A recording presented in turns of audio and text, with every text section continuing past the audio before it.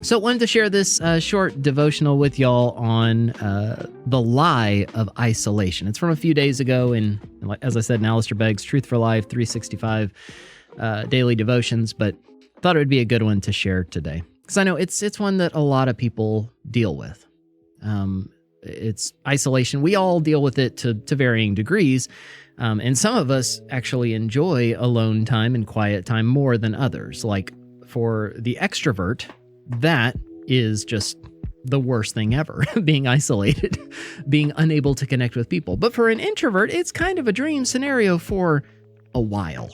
But even the most introverted person needs some level of interaction and community and people in their life. But we do enjoy our moments of quiet and solitude. Introvert right here, who happens to be a pastor. Kind of hard. I'm glad to know that I'm not the only introverted pastor, though. I've learned that over the years, especially being here on Twitch. There's a lot of other people in similar situations. Okay, so this is the lie of isolation. I'll read it, and then we'll look at Psalm 13 in its entirety, and then talk through some of this. But Psalm 13:1 says, "How long, O Lord, will you forget me forever? How long will you hide your face from me?" People say time flies when you're having fun, but when things shift into a minor key, life seems to move in slow motion. We find ourselves thinking, I don't know if I'm ever going to get out of these circumstances, and I don't know how I can endure them. Psalm 13 contains a recurring question: how long? How long? David's circumstances aren't described, but he clearly feels forgotten and forsaken, a feeling we can all relate to. It's akin to what we feel when we lose a loved one or when we feel that we must walk through a valley of trial alone. To be isolated from human relationships is, without question, crushing. But what David writes of here is even more significant. He's expressing a feeling of isolation from God himself. This sentiment is shared by many of God's people throughout Scripture. In Isaiah, God's exiled people cry out, "The Lord has forsaken me. My Lord has forgotten me," in Isaiah 49:14. Christian pilgrims, genuine followers and servants of Jesus, do sometimes feel like saying, "I believe the Lord has actually forgotten us."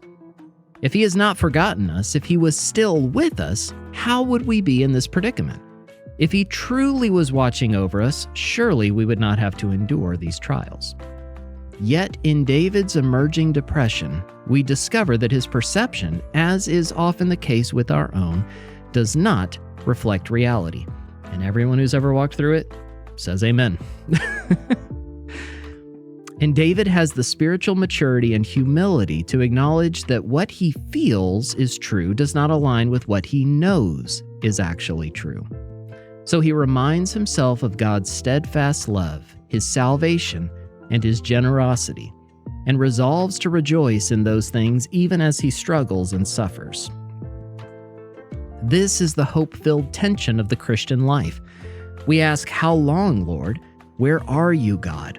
Even as we remind our own hearts that God has not stopped loving us, delivering us, or working in us. Do not believe the lie of abandonment that your emotions can feed you. Rest in God's comforting response to his forgetful people.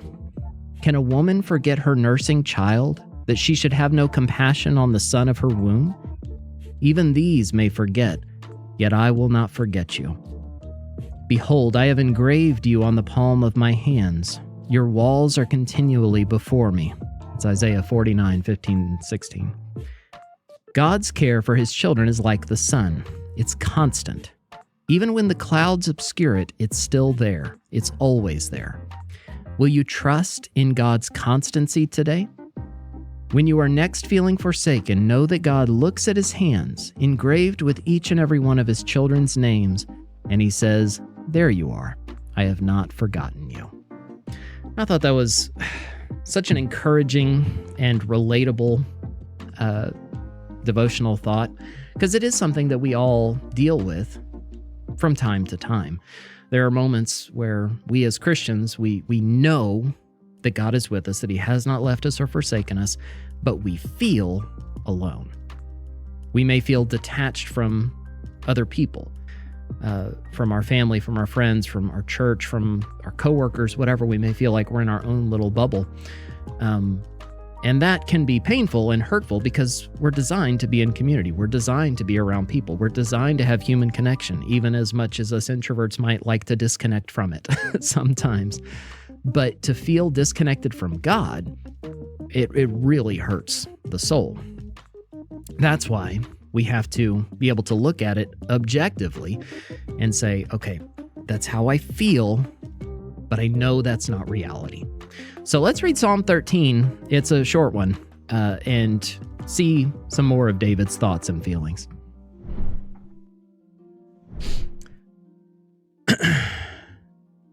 He says, this was the verse that he started with in the Devo, "How long, O Lord, will you forget me forever? How long will you hide your face from me? How long must I take counsel in my soul and have sorrow in my heart all the day? How long shall my enemy be exalted over me? Consider and answer me, O Lord my God. Light up my eyes, lest I sleep the sleep of death, lest my enemy say, I have prevailed over him, lest my foes rejoice because I am shaken.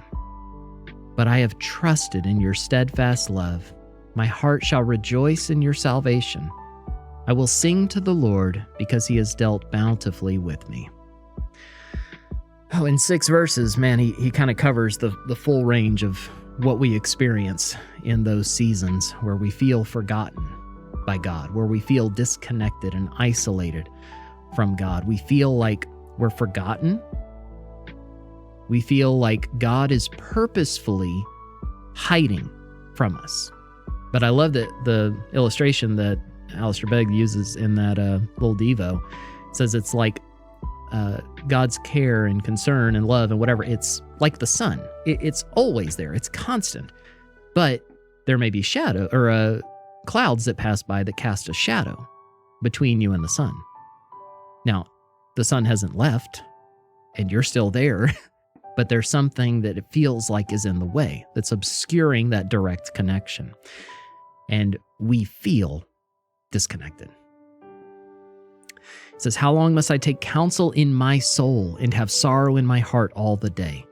Where we try to find some kind of consolation. We want to feel encouraged and we want to feel lifted up, and we try to find that in ourselves, and there's nothing left. There's nothing in there but sorrow and pain. "How long shall my enemy be exalted over me?" This is often a time when we feel like God has left us because we're dealing with suffering or oppression or whatever. Like we feel like our enemies are exalted over us. This phrase, though, light up my eyes. I've talked about this phrase some when I talked about my battle and journey through depression a few years ago. That was a constant prayer, and y'all may have even heard me pray that for people. Maybe I've prayed it for you, as people on these streams have said, man, I'm just going through a season of depression, and I'll pray something like, God, please bring light back to their eyes. That's where I got that phrase, is from David's words here in Psalm 13, light up my eyes, lest I sleep the sleep of death. Because I think if you've ever walked through that, you can relate to this feeling that there's no light in my eyes. There's just darkness and gloom and sorrow, and I don't even want to look up. I'm looking at the ground. I'm physically, like the posture of my physical body is looking down. Light up my eyes, lest I sleep the sleep of death. Like, God, if you don't move, if you don't bring that light back, I have no hope. I have no future. I will die. Lest my enemy say I've prevailed over him.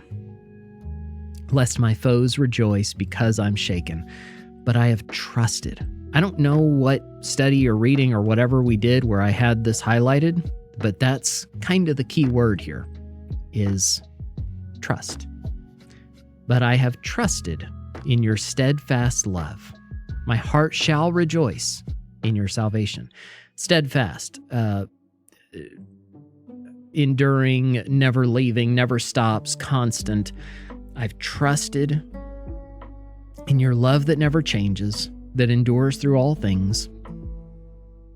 My heart shall, not might, not I hope, but it shall rejoice in your salvation.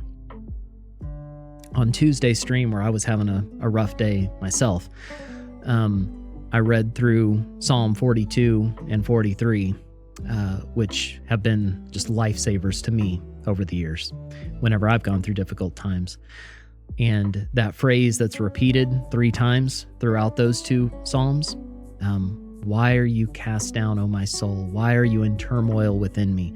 Hope in God, for I shall again praise him. That was a constant promise that I had to stand on, and I had to believe and say, even though I didn't really believe it. If I'm honest, there were many times where I did not believe it, but I would say it. And it's that same idea here. Like, I'm in this situation, but I won't be here forever. Because my trust is in you. I've trusted in your steadfast love. My heart shall rejoice in your salvation. I will sing to the Lord because he has dealt bountifully with me. So even though he felt isolated and felt disconnected from God, forgotten, like God was hiding his face from him, he chooses to trust in the steadfast love of God and says, I will rejoice. I will sing to the Lord because he has dealt bountifully with me. I can look back on what God has brought me through so that when I look forward to the things I'm facing, I'll know that he'll bring me through that too. He has always been faithful. He has always dealt bountifully with me. He'll take care of me. He's got it.